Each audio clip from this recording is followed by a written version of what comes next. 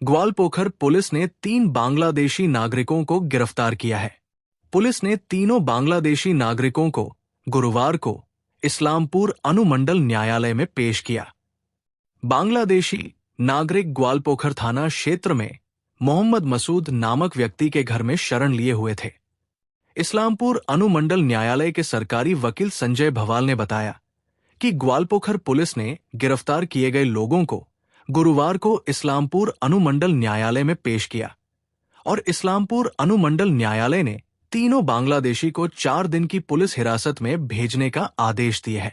দেখুন গোয়ালপুকুর থানা আজকে 14 ফরেনার্স অ্যাক্টে 3 জনকে পাঠিয়েছিল, ফরওয়ার্ড করেছে। এদের নাম হলো মোহাম্মদ মুর্তাজ আলী, মোহাম্মদ আলী এবং প্রবীণ রায়। এরা বাংলাদেশি নাগরিক।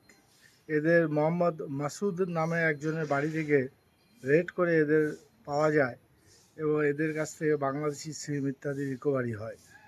আয়ও ডিউরিং ইনভেস্টিগেশনে দেখা যাচ্ছে এরা বাংলাদেশি নাগরিক। এদের 5 ডেজ পিসি চেয়েছিল, যেটা লানেট কোর্ট বোস পার্টির হিয়ারিং শুনে 4 ডেজ পিসি অ্যালাউ করেছে। এই যে ব্যক্তির নাম বললেন, ওই ব্যক্তির ঠিকানা বাড়ি কোথায়? সব ওই থানা অধীনে। আচ্ছা, ওই এক ব্যক্তির বাড়িতে আর কি ছিল, আশ্রয় দিয়েছিল? হ্যাঁ হ্যাঁ। কতদিন ধরে ছিল সেটা তো ইনভেস্টিগেশন করছে, এখন দেখবেন। সব ওখান থেকে এদের পাওয়া গেছে। মোহাম্মদ মাসুদ।